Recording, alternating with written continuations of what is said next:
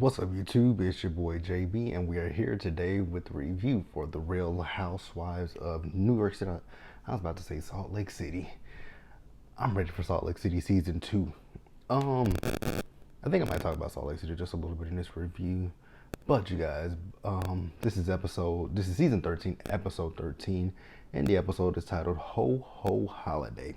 Now, before we actually do get into the review, if you guys are watching this video or any other video on the channel and you're not yet subscribed to the channel, then what are we doing? Like, why are we still going out on this date, you guys? Do me a big favor and hit that subscribe button, hit the notification bell button, hit all the buttons, light them all up. And without further ado, let's get into New York City. Actually, before we do, I want to talk about Salt Lake City just real quick. So I was watching Up and Adam. He was talking about Salt Lake City, right? He's talking about the fact that he thinks, I mean, how could it not, right? That this season of Salt Lake City will revolve around Jen. Obviously, she got arrested, during filming. So pretty sure this season is going to be about Jen, right? Then they kind of gave us what we're expecting to be the release date of Salt Lake City season 2. So if this is true, Salt Lake City will be moving from Wednesday nights to Sunday nights, and it'll be on September 12th is what I'm hearing. I don't know. Now don't take that as actual. Here's actual factuals. Taking it with a grain of salt. That is going to be September 12th, right?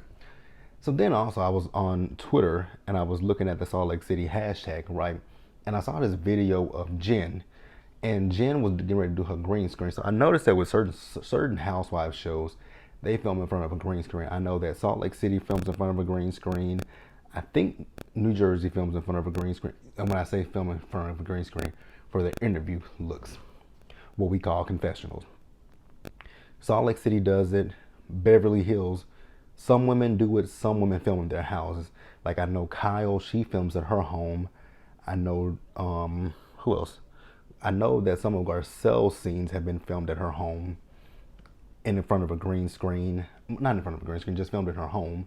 But then I know like Renna, she films in front of a green screen. I believe Erica also films in front of a green screen. I can't tell you about them, but they film in front of a green screen.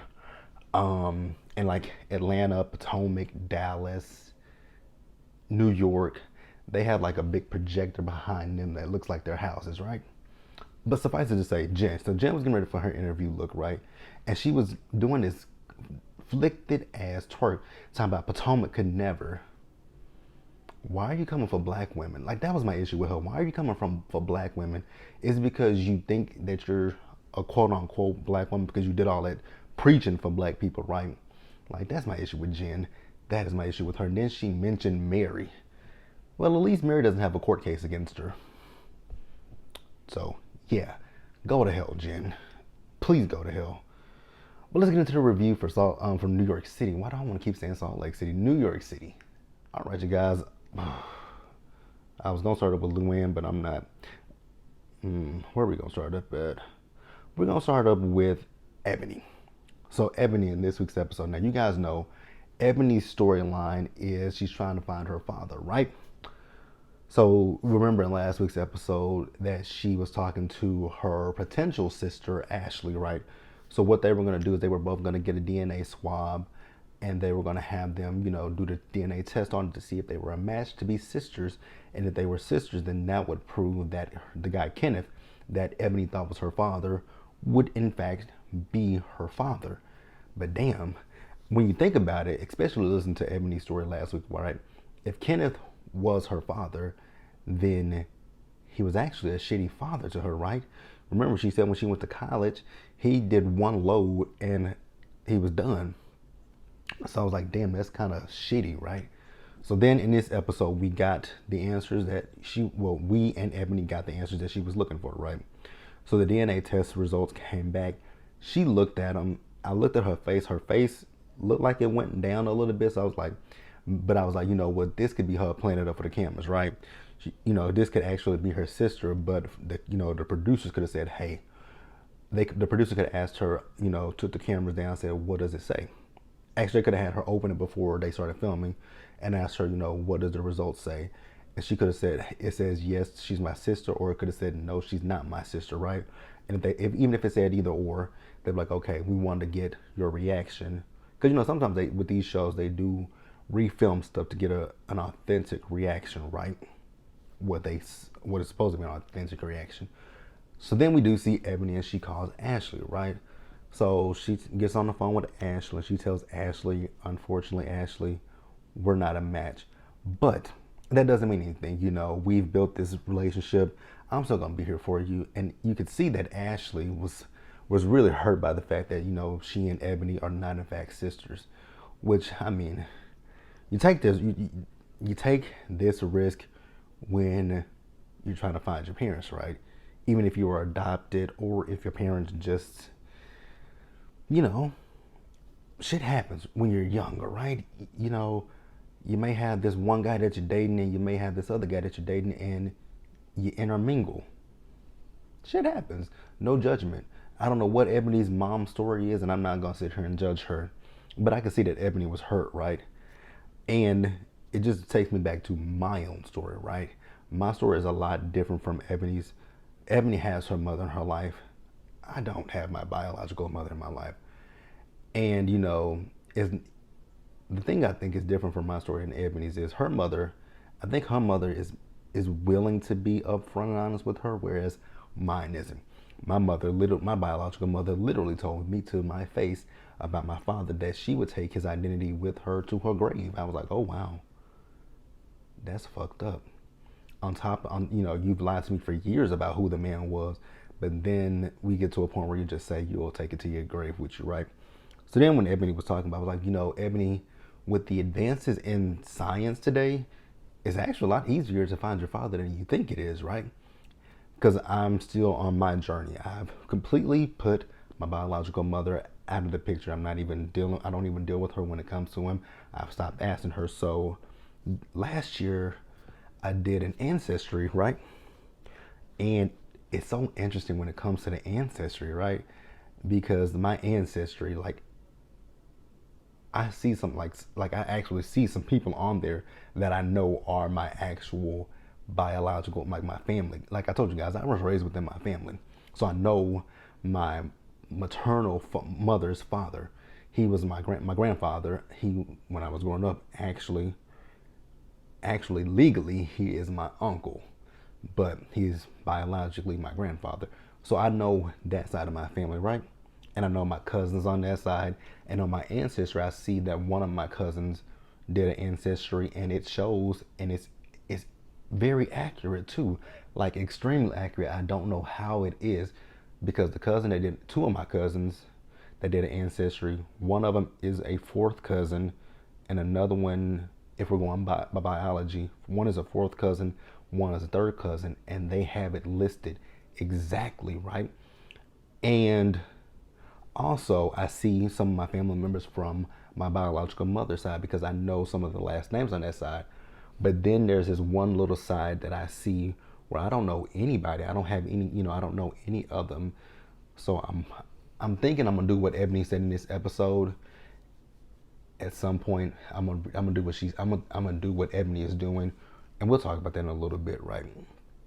But yeah, I wish Ebony nothing but luck. Speaking of Ebony, she was on The View today, so I got to go back and watch what I came in on the last few minutes of her on The View, but from what I saw, she was really good. I think she really fits in with those ladies on The View, and I hope that they bring her on as a co-host. I think that would be a good thing to bring Ebony on as a co-host, right? But let's move on. All right, you guys, next up, let's talk about Sonja Morgan. So Sonja, she's still, reeling from what happened when they did the seance in Salem, right? So she has her healer over to her house, right? And then we learn a little bit more about Sonja, which when you hear about Sonja, I'm like, this makes more sense why Sonja is the way that she is, especially when it comes to men. Because I haven't said this in any video, but every review, after I do the review, I'm like, damn, I forgot to ask this. I'd be like, I forgot to mention this. But here's something. You guys remember, which season was it, where she was with that guy, Frenchie?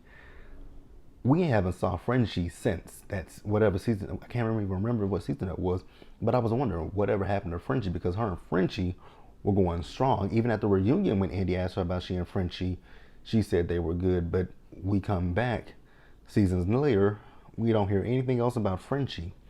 So we all know her biological father was not in her life, right? But then her mom got remarried, and she has a stepfather, and she has siblings by that stepfather, right? And she was talking about one time he pulled up to the house in the convertible, and all of his kids got in there, and she got in the car as well. He told her to get out. I'm like, that is really fucked up, right? Really fucked up. And then a question that I always wondered, like, how can a woman, and this is no shade to any women, but I just always question, like, how can you, if you have a child, right, and you get with a man, and that man doesn't accept your kid as his own, how do you, if he asks you to marry him, how do you then sit there and say, yes, I'm gonna marry you, but you treat my child like shit, right? Like, I can't understand that.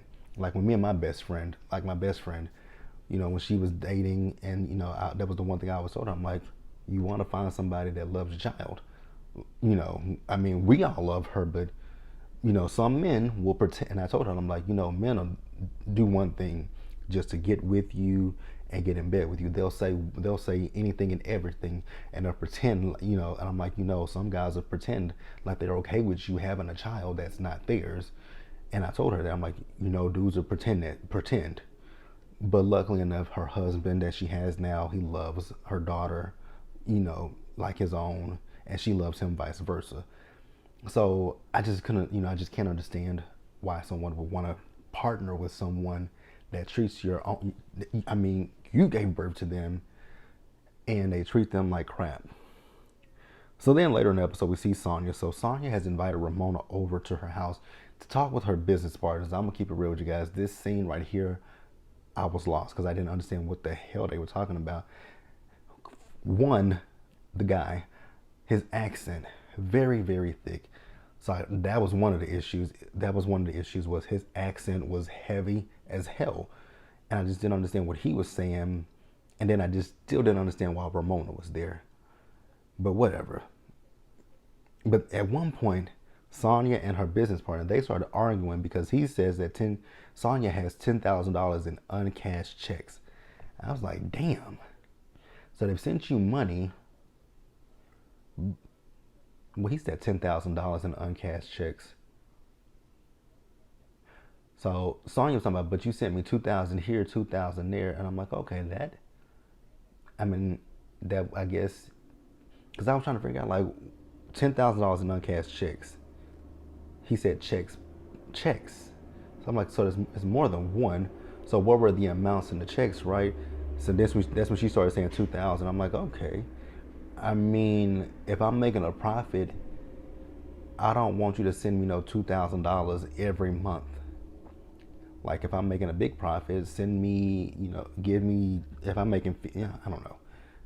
But I was just confused. I can't go any deeper into it because, like I said, confused, but let's move on. All right, guys, next up, let's talk about Miss Leah.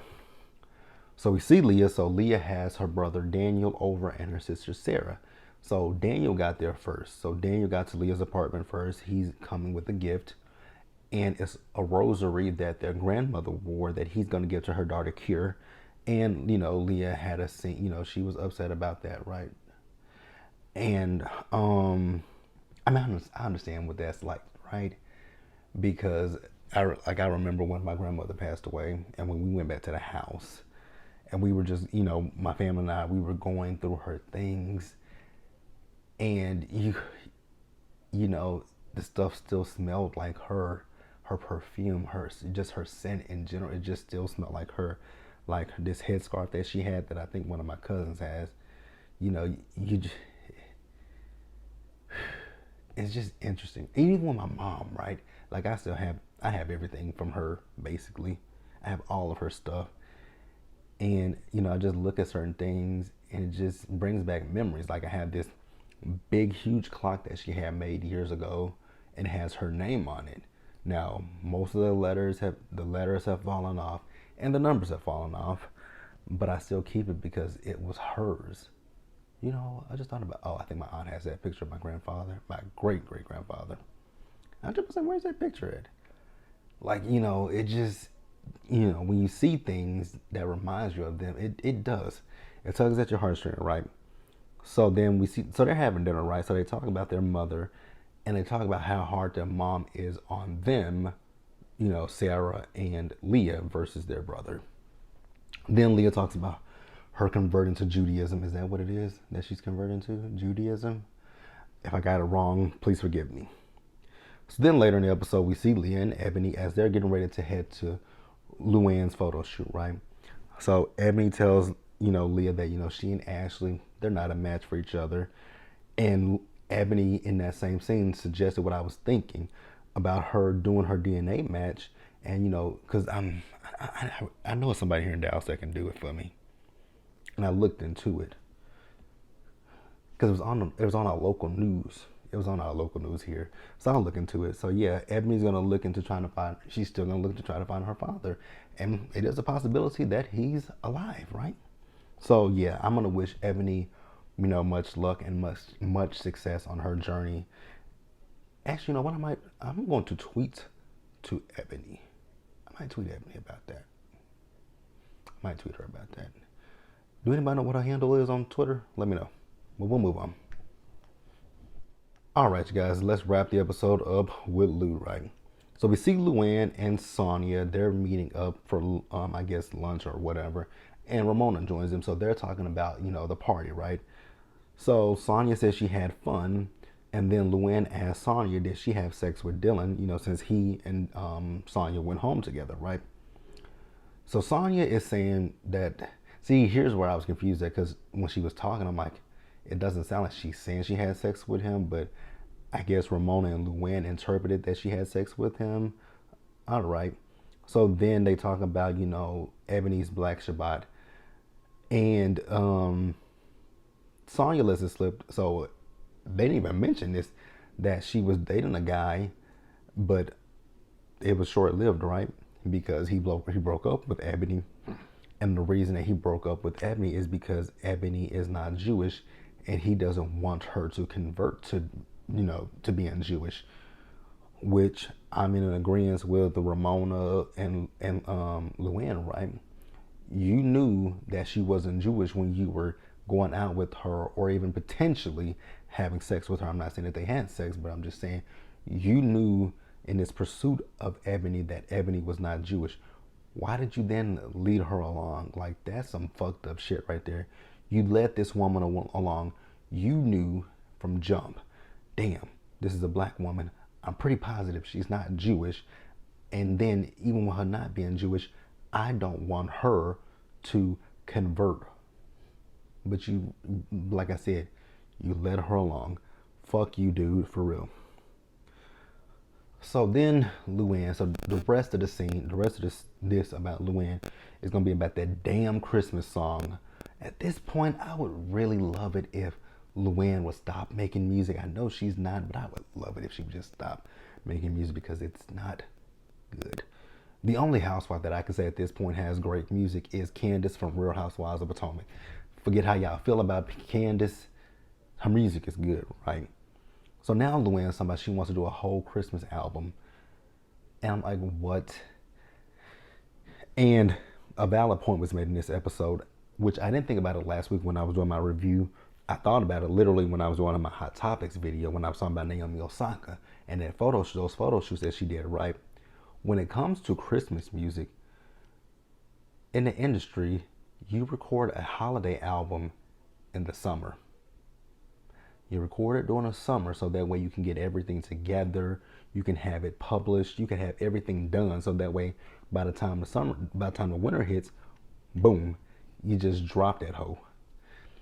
And which comes back to what Leah was saying. Like, I understood full well where Leah was coming from in last week's episode about the money situation. Like, how does the publishing go? How's the distribution going to go? Like, how is this shit going to go? Like, I was with Leah. You know, I don't think Leah did anything wrong in last week's episode.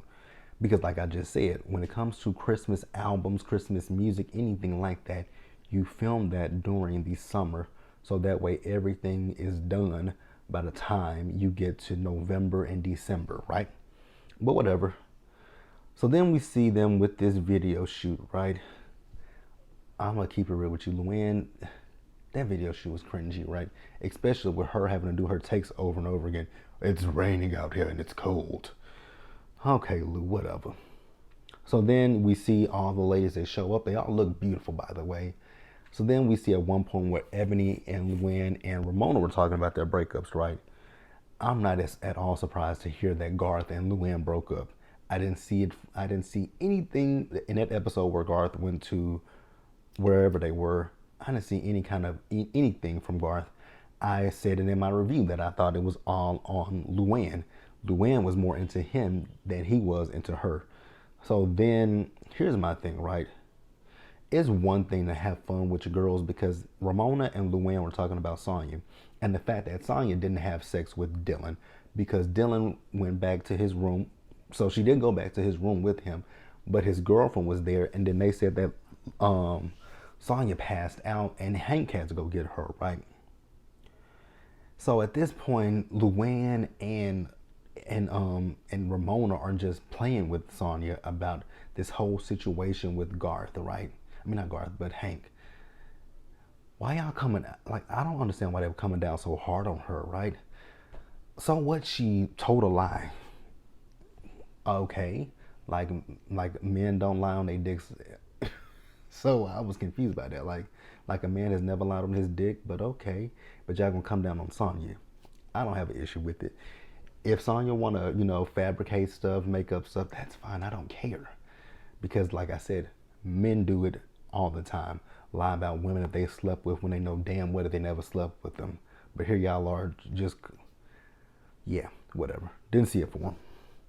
So then they do this final shoot with all the ladies in. Ramona, I'm gonna keep it real with you. That was rude. I know it was a business call, but you don't have an assistant that could have, you don't have an assistant or anyone else that could have took that call for you. Okay. But they got it done anyways, and that's the episode, you guys. So let me know what you guys thought about it. Leave your comments in the comment section below, and subscribe to the channel and hit the notification bell button so you guys are notified when I drop anything else, and share the video. And until the next one, stay safe out there. Take care of yourselves, you guys. Wash your hands, wear a mask or not, whichever one you guys do. Just be safe, be blessed, and I'll catch you guys in the next one.